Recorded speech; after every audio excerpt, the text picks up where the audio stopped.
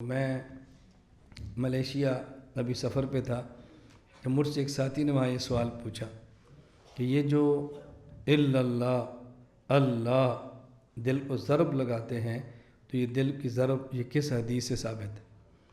میں نے کہا اس کے لیے کسی حدیث کی ضرورت نہیں۔ مجھے کہتے ہیں کیوں؟ میں نے کہا انسان میں ایک جسم ہے اور ایک دل ہے، اگر جسم کوتاہی کرے تو اس کو بھی مارتے ہیں۔ وَاضْرِبُوهُمْ هُمْ أَبْنَاءُ عَشْرٍ حدیث پاک میں مُرُوا أَوْلَادَكُمْ بِالصَّلَاةِ وَأَبْنَاءُ سَبْعٍ وَاضْرِبُوهُمْ عَلَيْهَا أَبْنَاءُ عَشْرٍ۔ جسم کوتاہی کرے تو اس کو بھی مارتے ہیں، اب اگر دل کوتاہی کرے تو اس کو بھی مارنا ہے۔ جسم کو تو مار لیں گے ہاتھ سے، دل کو کس سے ماریں؟ ہاتھ سے مارے تو بندہ مر جائے گا، ختم ہو جائے گا۔ تو دل کو مارنے کا طریقہ کہ اللہ کے نام سے اس کو چوٹ مارے اور تنبیہ کرے، اللہ اللہ، یہ دل کی ضرب اور چوٹ ہے، جیسے اس کو تنبیہ ہوتی ہے اور یہ ٹھیک ہو جاتا ہے۔ میں نے کہا اب سزا دینے کے لیے کون سی حدیث چاہیے؟ کبھی آج تک کسی قاری صاحب سے آپ نے پوچھا کہ جس بچے نے غلطی کی آپ نے کھڑا کیا کس حدیث سے ثابت ہے؟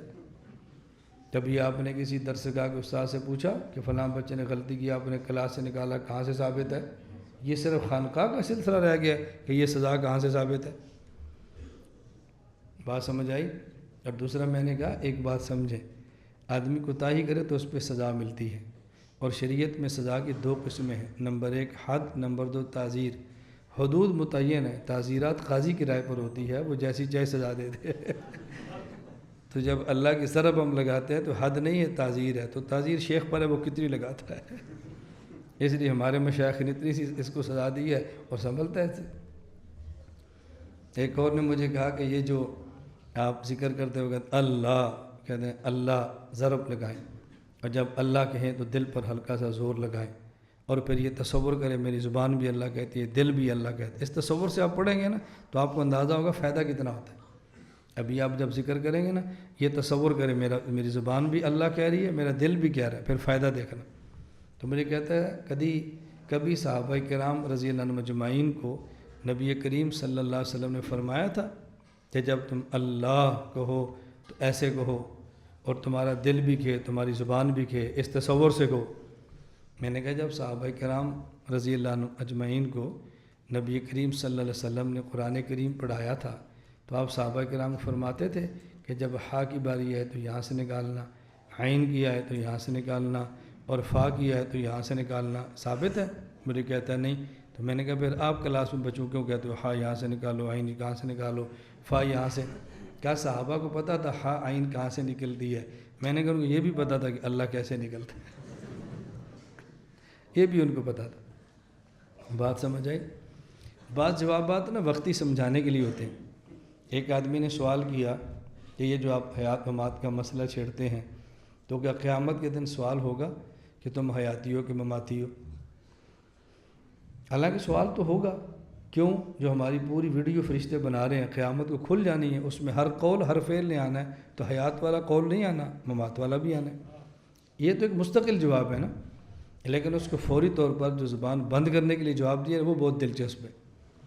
تاکہ حیات ممات کا سوال ہوگا، ہم نے کہا بھی قیامت کے دن حیات ممات کے سوال کی ضرورت ہی نہیں ہے۔ کہتے ہیں کیوں؟ میں نے کہا قرآن کریم میں ہے یوم تبیض وجوہ و تسود وجوہ۔ صحابہ نے پوچھا کہ یا رسول اللہ قیامت کے دن چہرے سفید کن کے ہوں گے؟ فرمایا ہم اہل السنت والجماع۔ تو چہرے سیاہ کس کے ہوں گے؟ فرمایا ہم اہل البدع والضلالہ۔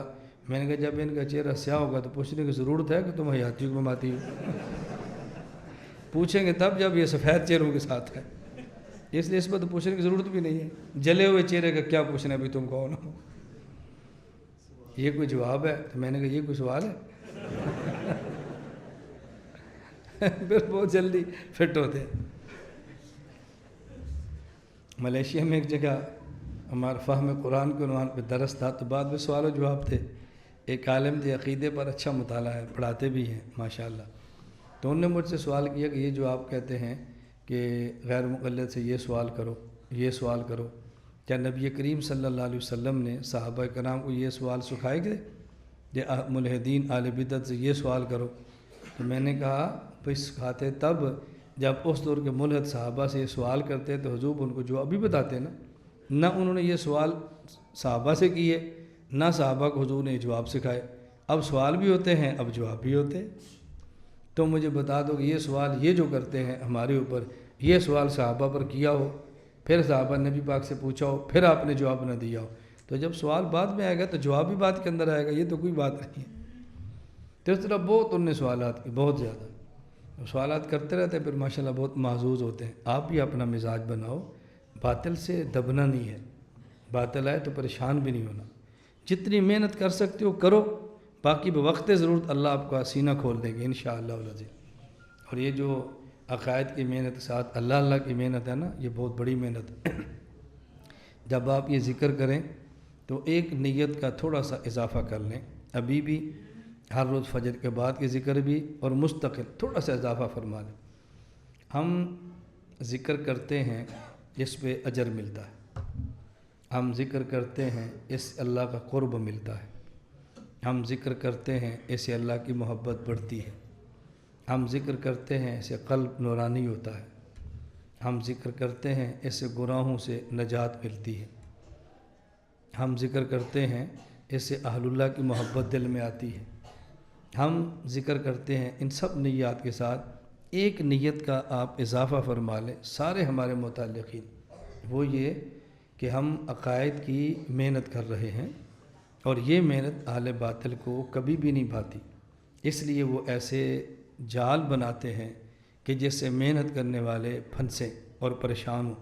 تو آپ یہ نیت بھی کیا کریں کہ اللہ اس ذکر کی برکت سے اس مرکز کو شرور سے محفوظ فرما، بس نیت کرو اللہ اس ذکر کی برکت سے مرکز کو اور مرکز کے افراد کو شرور سے بچا لے، یہ نیت کریں انشاءاللہ ثم انشاءاللہ آپ دیکھیں گے کہ ذکر کی برکت سے کیسے شرور سے بچتے ہیں۔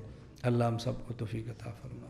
لا إله إلا الله، لا إله إلا الله، لا إله إلا الله، ما لنا رب سوى. لا إله إلا الله، لا إله